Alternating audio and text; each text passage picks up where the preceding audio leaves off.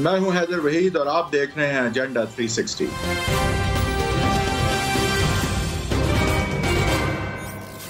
Welcome to the show. आज हम बात करेंगे सेनेट के इलेक्शंस की सियासत के हवाले से। ये वो सेनेट के इलेक्शंस हैं जो पीडीएम के मुताबिक होने ही नहीं चाहिए, क्योंकि उससे पहले ये हुकूमत फारिग हो जाएगी। खान साहब रिजाइन कर देंगे और जनरल इलेक्शंस पहले अनाउंस होंगे। Electoral college in senate elections के हवाले से मौजूद ही नहीं होगा, तो फिर ये इलेक्शंस किस तरह होंगे? ये मौक़िफ़ है पीडीएम का। लेकिन दूसरी तरफ इमरान खान साहब जो है वो अपने तौर पे कॉन्फिडेंट नज़र आ रहे हैं, कुत्तों से खेल रहे हैं और उनका कहना यही है कि ये पीडीएम की जो एक मूवमेंट है ये लाहौर में दफन हो चुकी है और आइंदा के सेनेट इलेक्शंस को नहीं रोक सकती और अवाम इनके साथ नहीं है।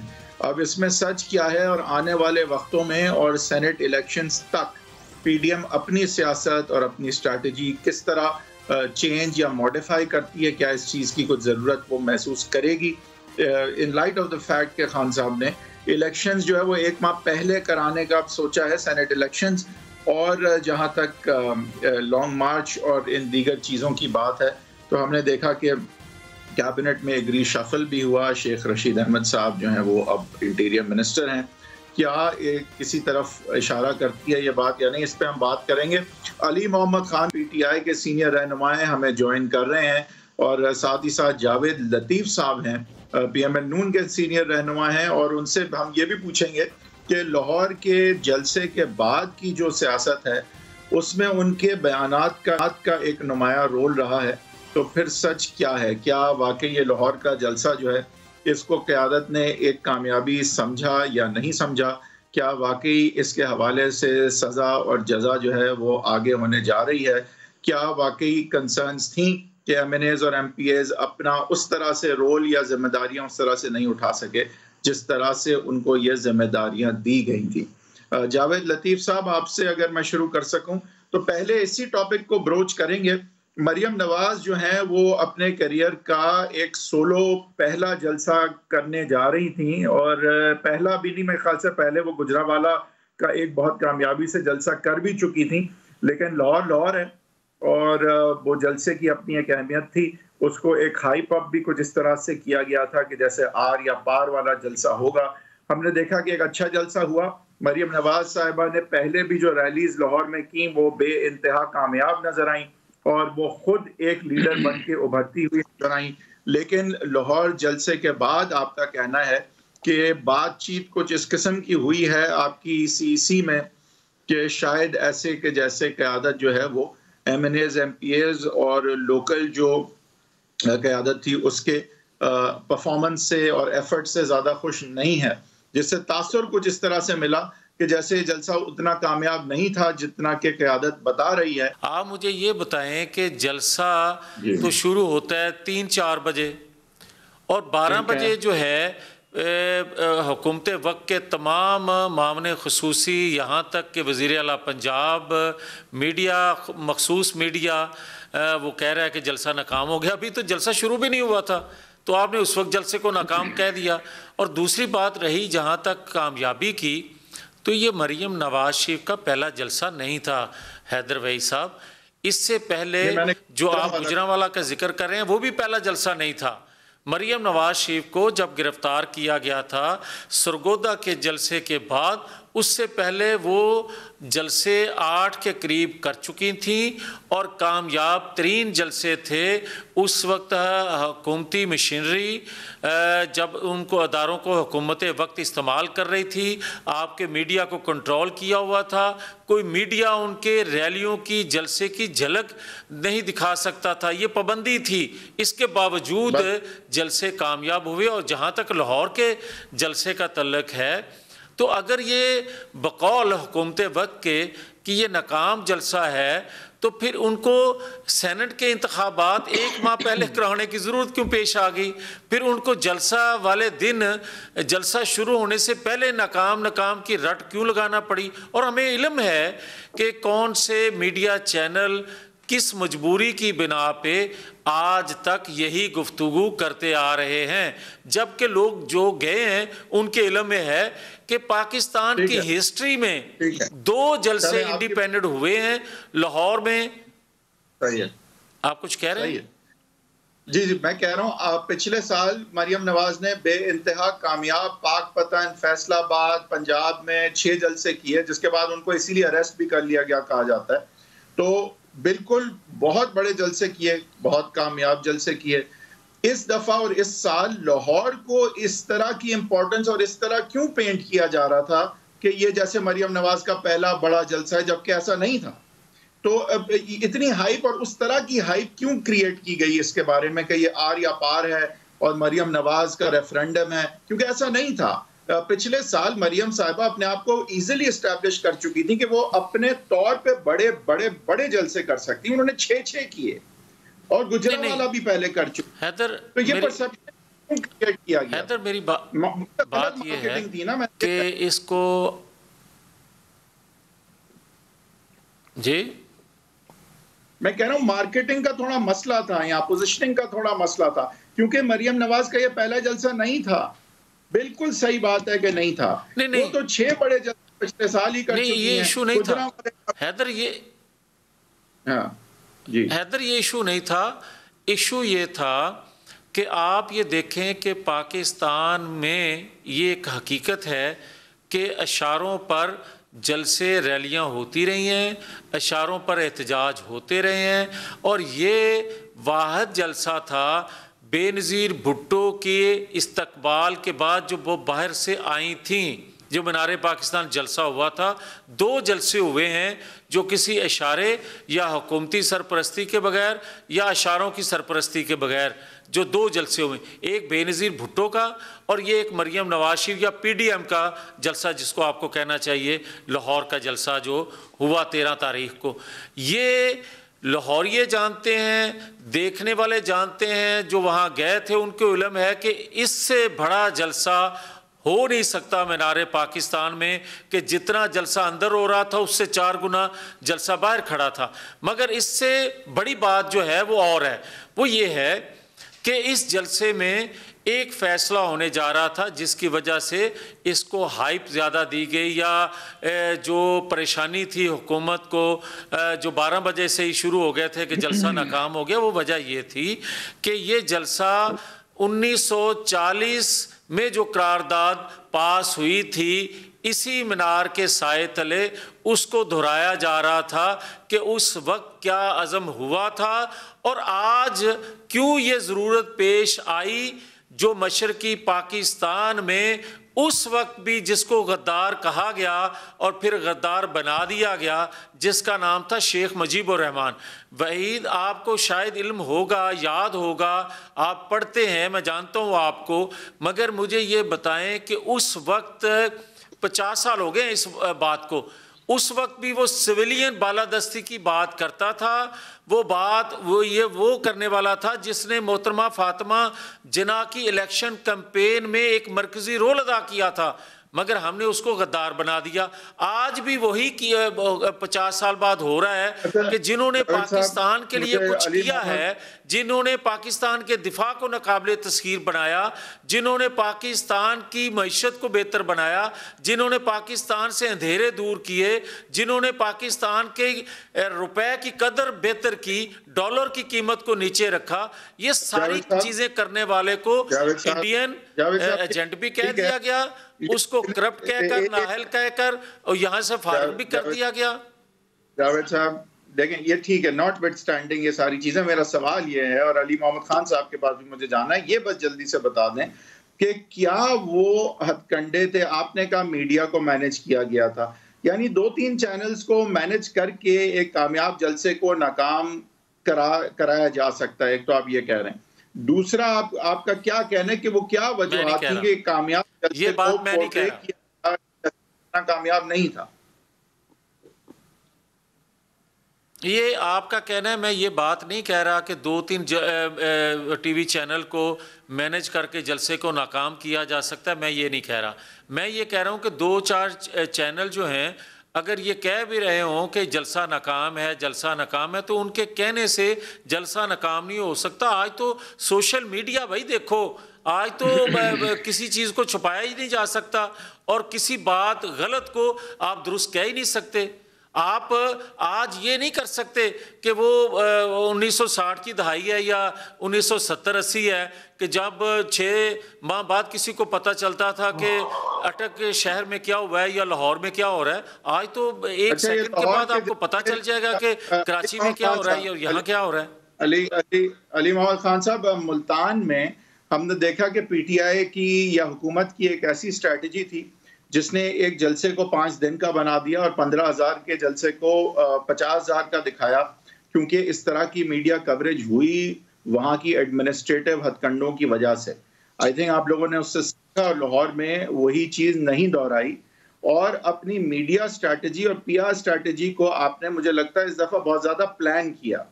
और जिस तरह से ऑलरेडी इस जलसे के हवाले से बातें शुरू हो गई थी कि ये फेल हो रहा है, तो वो तो इस जलसे के शुरू होने से पहले से हो रही थी। तो अपनी कुछ स्ट्रैटेजी जरा हमें बताइए कि आपने किस तरह से एक अदरवाइज कामयाब जलसे को मीडिया में नाकाम दिखाया। बिस्मिल्लाहिर्रहमानिर्रहीम। अल्लाहुम्मा सल्लि व सल्लिम व बारिक अला सय्यिदिना मुहम्मद रसूलुल्लाह खातमुन नबीय्यीन सल्लल्लाहु अलैहि व आलिहि व सल्लम। बहुत शुक्रिया हैदर साहब, बड़े अरसे बाद आपके प्रोग्राम में आना हुआ है। अपोजिशन के ज़माने में आपके साथ प्रोग्राम किया करते थे। देखें हैदर साहब, पहले तो मैं ये अर्ज़ करना चाहूँगा कि ना कोई किसी को नाकाम कर सकता है, ना कोई किसी को कामयाब कर सकता है।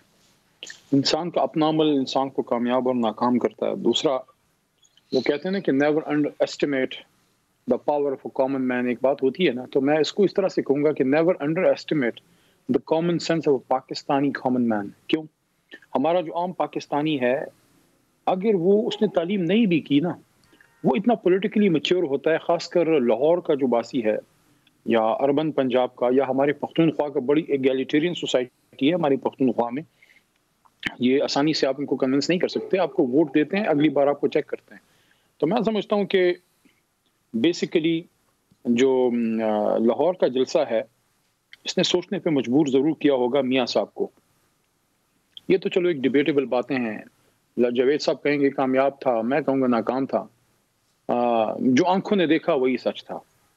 अगर कामयाब था तो आज हुकूमत पे उसका असर पड़ रहा होता या हम काफ़ी परेशान होते। लेकिन मैं इस बात से एग्री नहीं करता कि 4 लाख बंदा अगर कहीं आ जाता है तो लाजमन हुकूमत पे प्रेशर पड़ता है। लेकिन अगर आप लाहौर में जो मियाँ साहब की सियासत का एक तरह से खाना काबा है सियासी लिहाज से, वहाँ मियाँ साहब का रिजेक्ट होना, मैं तो इसको मुस्लिम लीग नवाज की सियासत का वाटर लू कहता हूँ कि जो हुआ था वाटर लू में, वो इनके साथ हुआ है।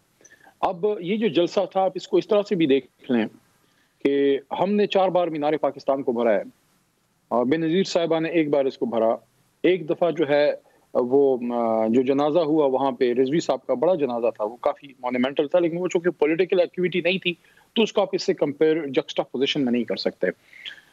ये जो इनकी गोशमारी हुई है और काफ़ी इत्तलात के मुताबिक बड़ी नापसंदीदगी का इजहार बड़े मियाँ साहब ने किया है और अंदर इनकी काफ़ी खिंचाई हुई है कि लाहौर में अगर आप क्राउड गैदर नहीं कर सकते और नहीं कर सके। देखें, कल खान साहब ने एक बात की बड़ी मज़ेदार, इमरान खान साहब ने अपने इंटरव्यू में, वो आपको मैं सुना देता हूँ।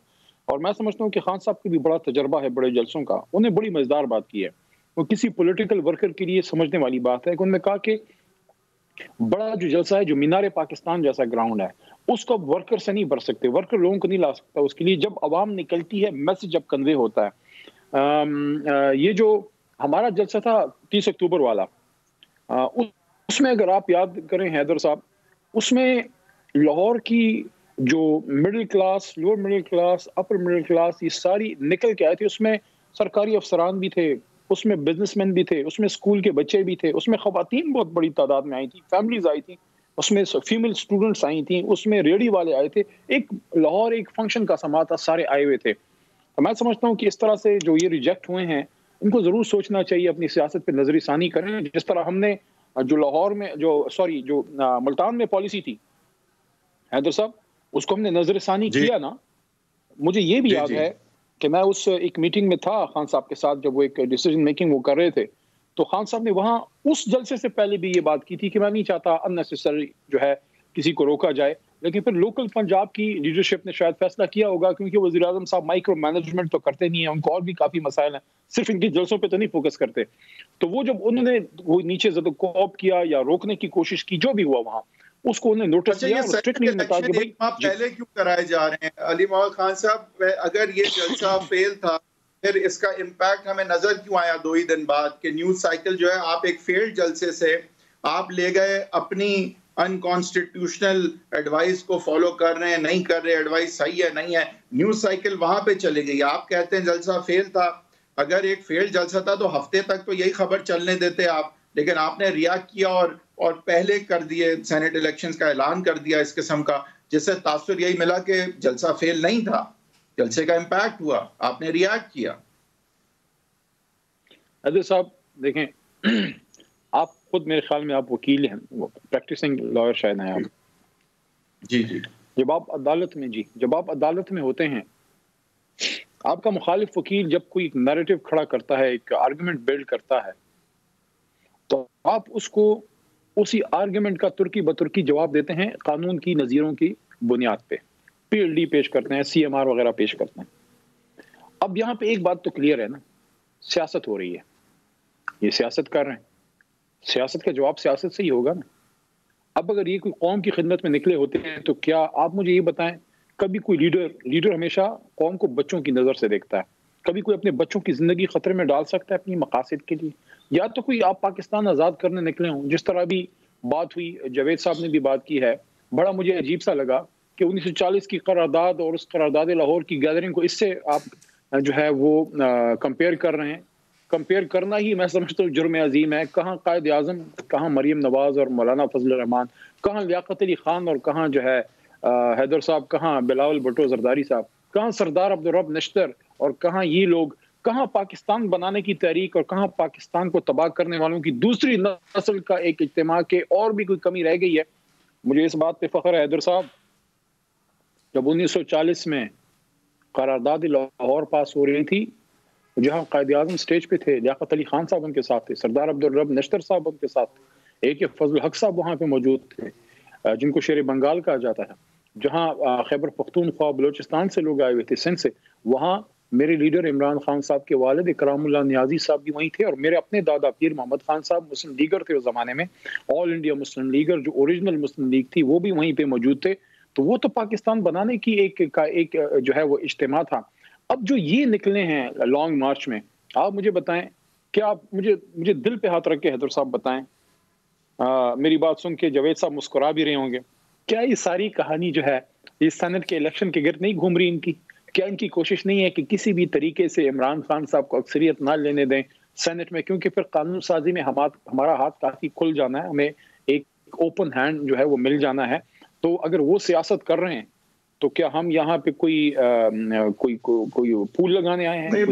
यहाँ पे हम क्या करने हैं? आप अपनी सियासत करते हुए, आपने उनके जलसे की कामयाबी को रिएक्ट करते हुए 1 माह सेनेट इलेक्शंस को कबल वक्त पहले क्यों करवाया? फिर हैदर साहब, अगर आप अपनी सियासत तो ठीक है, आप कर रहे हैं, लेकिन सेनेट के इलेक्शंस की डेट जब आप सियासत पर मबनी चेंज करते हैं, तो फिर इसमें बदनीयती का आंसर भी आता है कि पॉलिटिकल एडवांटेज के लिए आप सेनेट के इलेक्शन की डेट को कैसे चेंज कर सकते हैं? आपके कानून में इख्तियार है आपको 30 दिन पहले इलेक्शन कमीशन को, बल्कि आपको नहीं, कि वो इलेक्शन कमीशन 30 दिन पहले करा सकता है इंतखाबात, बट इसकी वजह ये तो नहीं हो सकती कि आपकी पॉलिटिकल एक्सपीडियंसी और PDM के जलसों को फेल कराना हो, उनके धरने को फेल कराना हो, सर्दियों में ही इलेक्शन कराने हो ताकि धरना ना हो सके इफेक्टिव।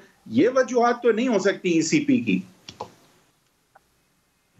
हैदर साहब, आपने 2 दफा कहा कि कामयाब जलसे के रिएक्शन में हम ये कर रहे हैं। वैसे तो आप सियासतदान नहीं हैं, आप जर्नलिस्ट हैं और वकील हैं, लेकिन मैं भी एक वकील हूँ और फिर मैं सियासत में आया। तो कभी आप अगर सियासत में आए तो मेरी आपको अभी से एक दुआ है हैदर भाई। वो दुआ पता है क्या है?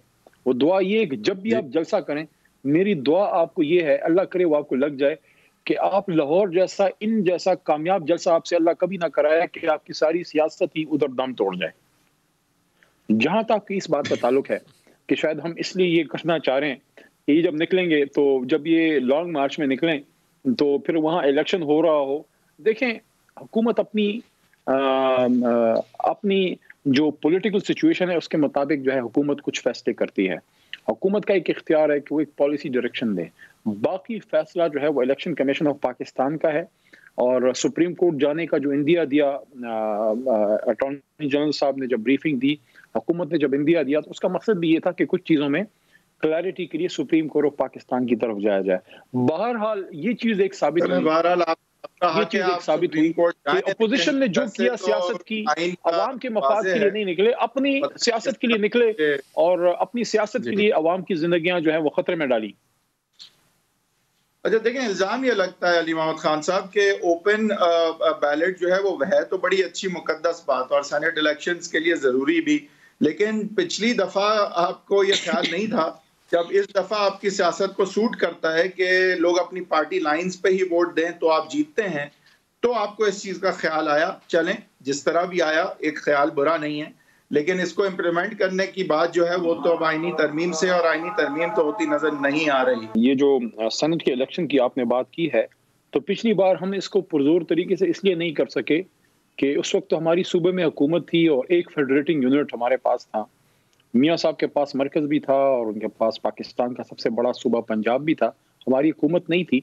और इसमें एक और भी चीज़ है, देखें सियासत एक इबादत है, इसको गाली हम ना बनाएं।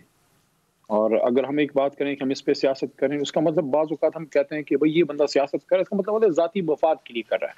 बाकी तो सियासत क़ायद-ए-आज़म मोहम्मद अली जिन्ना ने भी की। अब सेनेट देखें, एक बहुत बड़ा फोरम है साहब, पाकिस्तान का अपर हाउस है। जब कभी ऐवान आइन भी मुअत्तल रहा, जब कभी आमिरों ने पाकिस्तान के आइन को पैरों तले रोंदा, कौमी असम्बली को जब कफल भी पड़ा रहा, तब भी सेनेट ऑफ पाकिस्तान चलता रहा। इतनी बड़ी इसकी अहमियत है, अक्सरियत उसमें काबिल लोगों की है। मैं वहाँ बैसित पार्लिमानी उमूर के वजीर के ब्रीफिंग्स वगैरह देने जाता हूँ, सवालात के जवाब देने जाता हूँ, पॉलिसी डिसीजंस या मुख्तलिफ मिनिस्ट्रियों के हवाले से अगर उनका मिनिस्टर ना हो मैं जवाब देता हूँ। मेरा इनसे इंटरेक्शन रहा है सेनेटर्स के साथ, अक्सरियत बड़े काबिल लोग हैं।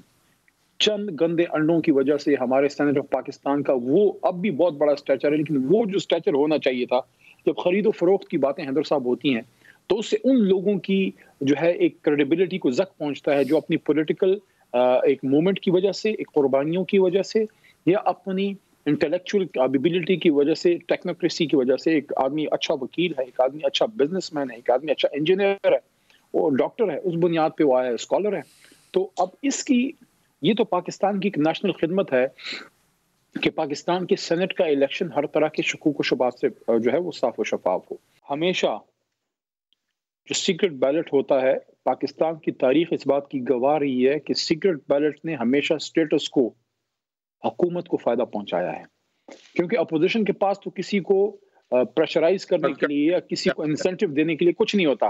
सीक्रेट बैलेट अगर हम ओपन करना चाहते हैं तो उसका फायदा इनको है, हमें नहीं है, इनको है, क्योंकि पिछले इलेक्शन में जो चेयरमैन साहब का था वो लोगों की काफी शिकायत आई। लतीफ साहब से इसी पे रिएक्शन लेंगे कि आपने जो बातें की हैं सीक्रेट बैलेट के हवाले से, इलेक्शंस पहले कराने के हवाले से, पीडीएम की रैलीज के हवाले से, जावेद लतीफ साहब से पूछेंगे मैं नून की फिर इन चीजों पे और आपकी बातों के बावजूद स्ट्रेटजी क्या हो सकती है। Welcome back from the break. Javed Latif साहब, आपसे मैं अली मोहम्मद खान साहब का जो तबसरा था आइंदा कुछ माह की सियासत के हवाले से और जो रीजंस हैं खान साहब के कि वो चाहते हैं कि सीक्रेट बैलेट नहीं बल्कि ओपन बैलेट हो और एक माह पहले इलेक्शंस जो हैं वो सेनेट के हो जाएं, वो सारी बातें जो हैं जब मीडिया में गर्दिश करती हैं तो एटलीस्ट ये लगता है जैसे सेनेट के इलेक्शंस होने जा रहे हैं, जबकि आपकी एजिटेशन और तहरीक का एक हदफ तो जाहिर है यही है कि उससे पहले हुकूमत बरतरफ हो और इसकी वजह से फिर जनरल इलेक्शंस हों, ना कि सेनेट इलेक्शंस वक्त पे हों। तो आप किस तरह इसको काउंटर करेंगे, इस स्ट्रैटेजी को जो लग ये रहा है कि अब बात को सेनेट इलेक्शंस की तरफ ले जाने की है, जबकि आप जाहिर है चाहते हैं कि एजिटेशन और उसके इफेक्ट पे बात रहे। देखें हैदर, दो चीज़ें हैं। पहली बात तो ये है कि बिफोर इलेक्शन, जिस तरह आपने ख़ुद कहा कि ये इलेक्शन कमीशन का काम है, वो डेट दे, शो ऑफ हैंड के ज़रिए आइन में तरमीम करना पड़ेगी, मगर आज के चीफ़ एग्जेक्टिव को ये इल्म नहीं है कि आइन उसको इख्तियार क्या देता है। रही बात सेनेट के इलेक्शन की, जब असम्बलियों से हम रिज़ाइन कर रहे हैं तो सेनेट के इंतखाबात में हम हिस्सा क्यों लेंगे। दूसरी बात यह है कि अगर आप ये देखें कि जो ये बात करते हैं बार बार कि आप इस्तीफ़े देंगे, हम जनाब वो ज़िमनी इलेक्शन करवा देंगे, तो अली हैदर मैं बार बार ये बात कह रहा हूँ पिछले कई दिनों से कि आप देखें, मैंने मशरक़ी पाकिस्तान का जो ज़िक्र किया था, मैंने खामखा नहीं किया था, मैंने कहा था कि हमने सबक नहीं हासिल किया। दिसंबर है और आप दिसंबर में ये देखें जब 1971 था, वजह क्या बनी उस आने की, उस वक्त भी 78 कौमी असम्बली की सीटों से रिज़ाइन हुआ था और 103 सूबाई असम्बली की सीटें थी जिनसे रिज़ाइन हुआ और 183 ज़िमनी इंतखाबात अरकान असम्बली की सीटों पे हो गए। ज़िमनी इलेक्शन हो गया, मगर उससे जो जग हंसाई हुई, उससे जो पाकिस्तान के अंदर एक डिवीज़न हो गई और उसके नतीजे में जिस तरह पाकिस्तान मुत्तहिदा पाकिस्तान दो लख्त हो गया। क्या आज 500 सीटों पे जब रिज़ाइन होगा, मुत्तहिदा अपोजिशन देगी, तो क्या मुझे ये बताएं 183 सीटों पे ज़िमनी इलेक्शन करवाने के बाद मुत्तहिदा पाकिस्तान ना बच सका, तो खुदा ना खास्ता 500 सीटों के इलेक्शन करवाने के बाद उसके नताइज क्या होंगे। इससे क्या मौजूदा हुकूमत जो है या अदारे जो हैं बेखबर रहेंगे? आप पाकिस्तान के लोगों के जज्बात से खेल रहे हो, आप आईनी अदारों के से खेल रहे हो, और इससे बड़ी बात आप पाकिस्तान के आइन से भी खेल रहे हो। मैं जलसे से बिल्कुल भी असर जलसे का नहीं ले रहा हूं और मैं रिलैक्स्ड हूं। आई थिंक तासुर वो ये देना चाह रहे थे। बहरहाल अली महमूद खान साहब, कतई नज़र इस बात से कि वो कुत्तों से क्यों खेल रहे थे, बट ओवरऑल जो जावेद लतीफ़ साहब की बात है कि अगर इस्तीफे आ जाते हैं और इस्तीफे उस तादाद में होते हैं या उसे लगभग भी होते हैं जितने बताए जा रहे हैं, तो बाय इलेक्शन इतनी बड़ी तादाद में अगर आप अनाउंस करते हैं और ऑपोजिशन बॉयकॉट करती है और एजिटेशन की तरफ होती है, तो ऐसी एक्सरसाइज क्या हो पाएगी, और अगर हो भी जाती है तो उसकी क्या क्रेडिबिलिटी होगी, और ऐसी एक्सरसाइज होने के बाद क्या यह निज़ाम इसी तरह चल सकेगा? वेरी पर्टिनेंट क्वेश्चन हैदर साहब। देखें, दो तीन बातें जावेद साहब ने रेज की हैं। पहली बात तो यह है कि 2 दफ़ा इन्होंने ईस्ट पाकिस्तान का और फॉल ऑफ ढाका की हवाले से बात की है। थोड़ा बहुत मैंने भी इस पे पढ़ा है, हमारे अपने ख़ानदान ने भी सफ़र किया है। मेरे अपने मामू जो हैं वो लड़े, वहाँ पाकिस्तान के लिए लड़े, और वहाँ फिर उन्होंने 3 साल जो है यंग कैप्टन थे उस ज़माने में।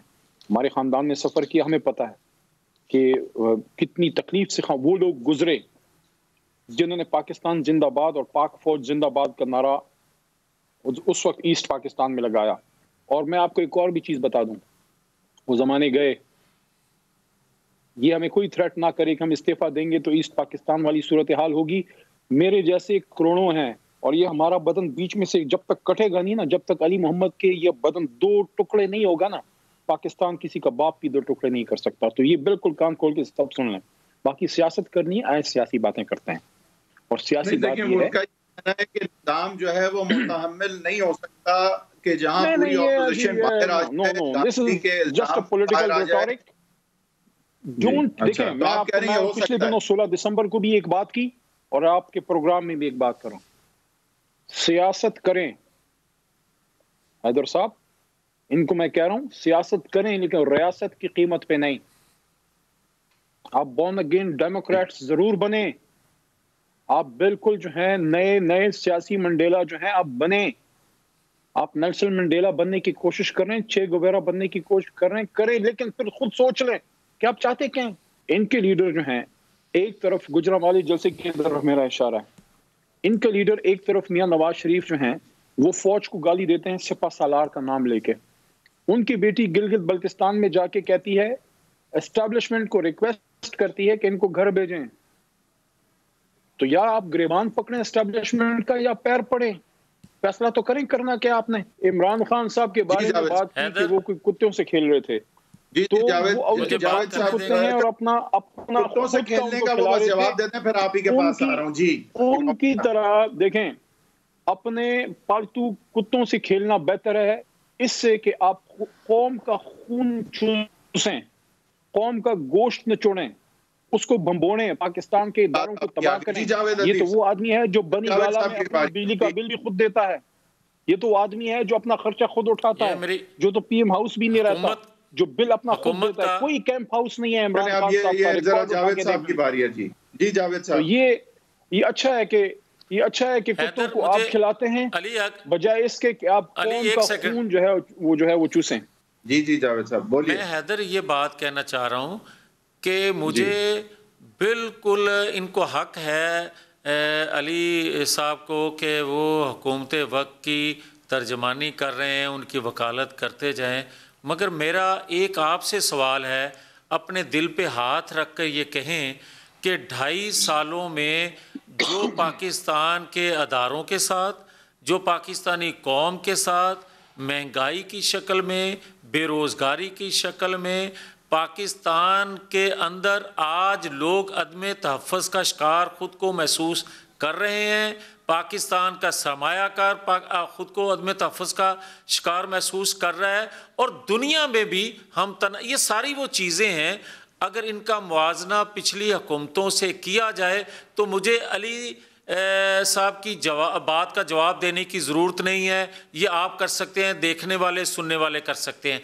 मैं जो कहना चाहता हूँ, आप मुझे ये बता दें कि क्या पाकिस्तान के अंदर आज के अदारों को ये रिक्वेस्ट करना, आज की कौम का बाहर निकल कर ये सवाल करना कि हमें आइन कानून के मुताबिक पाकिस्तान को चलाना है, क्या गलत है?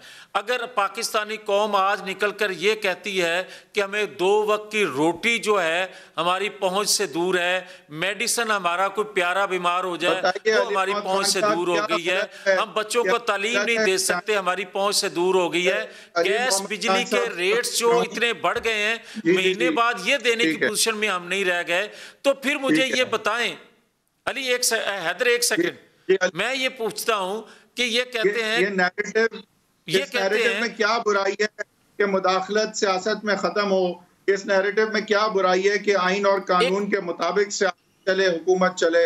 इस नैरेटिव में क्या बुराई है सर? इसमें एंटी पाकिस्तान, एंटी, और साथ ये भी जवाब दे दें, साथ ये भी इकट्ठा जवाब दे दें कि ये कह रहे हैं कि मशरकी पाकिस्तान के अंदर जो उस वक्त की लीडरशिप थी वो नहीं बनने देंगे। कौन कहता है भाई कि खुदा ना खास्ता पाकिस्तान मजीद टुकड़ों में बढ़ जाए, हम अपनी जान दे देंगे मगर इस पाकिस्तान का तहफ़्फ़ुज़ करेंगे। मगर आपके अमल से, आपके किरदार से अगर वो नौबत आ जाए, और नौबत आ गई है कि आप ये देखें कि ना हमारी मईशत ठीक और ना आपकी पॉलिसियां दुरुस्त और ना ही आइन कानून की अमलदारी पाकिस्तान में 2.5 सालों में कोई नजर आई, और अगर हम ये कह रहे हैं कि आइनी हदूद में अदारे काम करें और उसके बाद ये बार बार कहते हैं कि मशरकी पाकिस्तान के हालात और थे, ज़िमनी इंतखाबात, और भाई हम आपको कह रहे हैं कि उस वक्त की लीडरशिप जो थी, जो हुक्मरान थे, वो भी यही कहा करते थे कि हमारे होते हुए पाकिस्तान 2 लख्त नहीं हो सकता। और फिर वक्त ने साबित किया कि नाइंसाफियां जब बढ़ जाएं, जब एहसास महरूमी पैदा हो जाए और फिर दुश्मन को वार करने का मौका मिलता है, और आज भी जो हालात बन गए हैं, क्या हम उस नहज पे पाकिस्तान को लेकर जाना चाहते हैं कि दुश्मन को वार करने का मौका मिल जाए? और कभी रियासत जब अंदर से मजबूत होती है, जब अदारे अंदर से मजबूत होते हैं, जो कौम मुतमिद होती है, तो कभी दुश्मन वार नहीं करता। जब कौम अदम तहफ़्फ़ुज़ का शिकार हो, जब अदारे अपनी हदूद में काम ना कर रहे हो, तो फिर दुश्मन को मौका मिलता है, जो आज मौका गनीमत जान कर दुश्मन हम पे हमला कर सकता है। ये है वो वजह जिसके लिए कौम निकली हुई है, और आप उसको बार बार किसी और पैराए में देख रहे हैं और कुछ और बात करना चाह रहे हैं। हैदर, इस तरह काम नहीं चल सकता, और ना ही किसी से हमें सर्टिफिकेट लेने की जरूरत है कि कौन मुहिब्बे वतन है और कौन इंडियन नवाज है। ना ही हमें यह सर्टिफिकेट लेने की जरूरत है कि मैं कौम के लिए निकला हूं, या कुत्ते दिखाकर उनको फूड देकर लोग रिलैक्स कर लें, पालतू कुत्तों को पाल रहे हैं। और भाई, आप अगर मुंतखब नुमाइंदे हो, अगर आप मुंतखब नुमाइंदे होते तो उस दिन कुत्तों को इस तरह का फूड ना देते, क्योंकि 22 करोड़ अवाम में से आधी कौम वो है जो 2 वक्त की सूखी रोटी खाने को तरस रही है और आप कुत्तों को खिला रहे हो। ये होती है, ये चीफ एग्जीक्यूटिव होता है, इस तरह की हुकूमतें होती हैं। चले खान साहब, पहला यही है कि वो कह रहे हैं उनके नैरेटिव में एंटी पाकिस्तान एंटी आर्मी, क्या बात है, क्या गलत है ये कहने में कि आइन के मुताबिक हुकूमत चले, मुदाखलत जो है वो इदारों की खत्म हो सियासत से, इसमें एंटी पाकिस्तान एंटी आर्मी क्या बात है इसमें? आदिल साहब, पहले तो मैं इनको सरबस्ता रिक्वेस्ट करूंगा कि बार बार कह रहे हैं कि हम अपनी जान दे देंगे पाकिस्तान के लिए, तो मैं इनको रिक्वेस्ट करूंगा ये जान आप लोगों की बड़ी कीमती है, जान आप ना दें, आप रसीदें दे दें उस तमाम कारनामे का जो आप लोगों ने 40 साल में किया है। और जान आपकी इसलिए भी कीमती है कि अभी आप कि उन करप्ट लीडरशिप से बहुत सी वसूलियां बाकी हैं जो इस कौम का लोग हड़प कर गए हैं। दूसरी बात यह है कि अगर आपने नैरेटिव एक बिल्ड करना है, अगर आप समझते हैं कि आप एंटी एस्टैब्लिशमेंट नैरेटिव बिल्ड करना चाहते हैं, तो आप सियासत में एस्टैब्लिशमेंट के किरदार पे तनकीद करें, लेकिन वो जो बयानियां आपकी सोशल मीडिया टीमें बिल्ड कर रही हैं, वो काम जो हिंदुस्तान की एसएमटीज नहीं कर पा रही हैं, वो आपकी एसएमटीज कर रही हैं, जाने या अनजाने। किस तरह क्या कर रहे हैं? अपने मुल्क में अपने अवाम को अपनी फौज के खिलाफ खड़ा करना, ये कौन सी खिदमत है? किस तरह? ये कौन सी क्या कह रहे हैं? क्या फौज से लड़ो? क्या कह रहे हैं? स्पेसिफिकली बताएं ना, क्या कह रहे हैं? ना वो जावेद साहब हैं, वो अपनी जमात की तर्जुमानी कर लेंगे। मैं आपका जवाब दे रहा हूँ कि जी, जब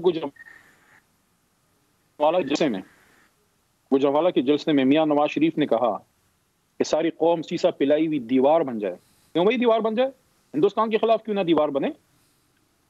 अब आपको फौज बड़ी बुरी लग रही है। अब जनरल जिलानी साहब के कंधों पे बैठ गए थे तब अच्छी थी, और ये कोई हमें ना के क्रेडिट लेने की कोई जरूरत नहीं है। एटम बम का क्रेडिट जनरल जो है उस जमाने में भुट्टो साहब ने स्टार्ट किया, जनरल जिया साहब के जमाने में वो कंप्लीट हुआ, और उसमें बहुत बड़ा किरदार है गुलाम इसाक खान का। अगर किसी ने किताबें नहीं पढ़ी उठा के पढ़ ले, नहीं पढ़ सकता तर्जुमा करा के पढ़ लें। और जो हीरो है उसका वो कोई नहीं, अब्दुल कदीर खान साहब हैं और डॉक्टर समर मुबारक मंद साहब हैं। हाँ, मिसाइल प्रोग्राम में बेनजीर भुट्टो साहिबा का बड़ा रोल है, और ये सबको पता है कि जब वो धमाके वो नहीं कर रहे थे मियाँ साहब, वो किस तरह वो धमाके हुए। अब नहीं है आपको यकीन तो जरा भी शेख रशीद साहब को आप मिला के पूछ लें। लेकिन देखें हैदर साहब, इन्होंने इस्तीफे देने, मैं तो एज अ पॉलिटिकल वर्कर कहूंगा कि आए कौम की खिदमत करें। अगर आप समझते हैं कि सियासत से एस्टैब्लिशमेंट का किरदार कम हो, सिविल मिलिट्री इम्बैलेंस जो आज से नहीं 35-40 साल से एक इशू है, आए कौमी असम्बली में बैठे उस पर बात करें। थ्रेट करना चाहते हैं आप लोग, मार्च करना चाहते हैं, शौक पूरा कर लें। आपने कौन से स्टालवर्ट्स बनाए हैं? कौन सी आपके पास जो है उसकी फिडल कास्ट्रो की तंजीमें हैं? मुस्लिम लीग नवाज तो इक़्तिदार की जमात है। आप क्या समझते हैं ये आके 120 दिन धरने पे बैठेंगे? और किसके लिए देंगे? और अवाम क्यों आपकी करप्शन को बचाने के लिए निकले? अवाम क्यों ना उस लीडर के साथ खड़ी हो जो कम से कम ये गिला आप उससे कर सकते हैं कि 40 या 45 साल की मिस गवर्नेंस 2 साल में ठीक नहीं की। एक उंगली कोई नहीं उठा सकता कि इस आदमी ने या पाकिस्तान से कोई पैसा बना रहा है, या अपने इक़्तिदार को अपनी जमात के लिए मिस यूज कर रहा है, या जुल्म कर रहा है, या अक़रबा परवरी कर रहा है, या मेरिट के खिलाफ जा रहा है, या अकाउंटेबिलिटी के निज़ाम को कमजोर कर रहा है। इस वक्त हैदर साहब, इस कौम के पास एक मौका है, एक ईमानदार लीडर बड़े अरसे बाद इस कौम को मिला है, कौम उसके साथ खड़ी है। मैं दोबारा ये कहूंगा बैसित पार्लिमान के वजीर के कि पार्लियामेंट में तशरीफ लाएं, क्योंकि जल्द ही हम सेशन कॉल करने इंशाल्लाह लगे हैं। जो आपके पास तजावीज़ हैं इलेक्शन को शफाफ करने के लिए, क्योंकि कल को फिर कोई हार जाएगा आपकी तरह चीखेगा, और ये कोई तरीका नहीं है कि अगर आप हार गए तो आप कह रहे हैं मैं इस्तीफा दूंगा, तो आप इस्तीफा दे दें, हम इलेक्शन करा लेंगे। निज़ाम में रियासत में दम होगा तो सस्टेन करेगी, दम नहीं होगा तो आपकी जमहूरियत भी फिर रोल बैक होगी, जो इंशाल्लाह कभी नहीं होगी। आपने इस्तीफा देना है, मैं फिर कह रहा हूं ना दें, आए अपना रोल सियासी प्ले करें। फिर भी आप बज़िद हैं, हम आपको कैसे रोक सकते हैं? ये मैं जरूर यकीन दिलाता हूं कि आप इस्तीफे देंगे तो हम उसको रोकेंगे नहीं, इंशाल्लाह उसको एक्सेप्ट कर लेंगे। जी जावेद लतीफ साहब, 5 साल पूरे करने देने, कह रहे हैं कि बड़ी मुश्किल से ऐसा लीडर मिला है, इनका हक है 5 साल पूरा करना, तो आप थोड़ा सा अगर इस एजिटेशन को सिर्फ इनकी दुरुस्तगी के लिए छोड़ दें और हुकूमत को बरतरफ करने की तरफ ना जाएं, क्या ये नहीं हो सकता? क्या ये जमहूरियत के लिए बेहतर नहीं होगा कि इस दफ़ा 5 साल इनको पूरे करने दें? कतई नज़र इस बात से कि आपका क्लेम ये है कि ये हुकूमत लेजिटिमेट नहीं है, क्योंकि पहले 2 साल इस तरह की एजिटेशन नहीं थी, अगले 2 साल भी रुक जाएं। हैदर, मुझे ये बता दो आप सिर्फ कि क्या पाकिस्तान के अंदर इन 2.5 सालों में करप्शन बढ़ी है या कम हुई है? मुझे ये बता दें कि इन 2.5 सालों में महंगाई बढ़ी हुई है कम हुई है? मुझे ये बता दें कि इन 2.5 सालों में पाकिस्तान के ऊपर कर्जा बढ़ा है या कम हुआ है? मुझे कोई एक सिमत बता दें इन 2.5 सालों में हुकूमत वक्त की जो दुरुस्त हो, जिसकी आस पे हम अगले 5 साल 10 साल गुजार लें कि चलें 10 साल बाद ही सही आज ये कुछ बेहतरी की जानब बढ़े तो हैं। कोई एक ऐसा काम बता दें जिस पर PTI की हुकूमत खुद खुश हो सकती हो कि ये हमने बड़ा कारनामा सर अंजाम दिया है। और जहाँ तक आपका ये कहना है कि इनको 2.5 साल और दे दें, मुझे ये बता दें कि 2.5 सालों में ऐसा लीडर उन लोगों को सिलेक्टर को भी नजर आ गया है जो 70 सालों में नजर नहीं था आया, जो 70 सालों में नाहल नाकाम उनकी चॉइस नहीं कभी थी, वो आज उन्होंने देख लिया कि कैसी चॉइस वो लेकर आए हैं, जिससे पूरी की पूरी कौम जो है, मुझे बताएं, डॉक्टर खुश हो, किसान खुश हो, मजदूर खुश हो, इंजीनियर खुश हो, वकील खुश हो, ताजर खुश हो, सनतकार खुश हो, कोई एक तबका तो बता दें पाकिस्तान के अंदर जो खुश हो। आज आप देखें कि बनी गाला के बाहर आंसू गैस किस तरह चलाई जा रही है, वहाँ अस्ताजा जो हैं वो अपने हकूक के लिए आवाज उठा रहे हैं और उन पे आंसू गैस चलाई है। बहुत बहुत शुक्रिया जावेद लतीफ़ साहब, अली मोहम्मद खान साहब। नाज़रीन, आपका बेहद शुक्रिया कि आपने शो देखा। कुछ कहना चाहें तो मेरे ट्विटर पेज पे आप जाके अपनी राय का इजहार कर सकते हैं। इंशाअल्लाह अगले जुम्मे की शाम 7:05 पे फिर मिलेंगे।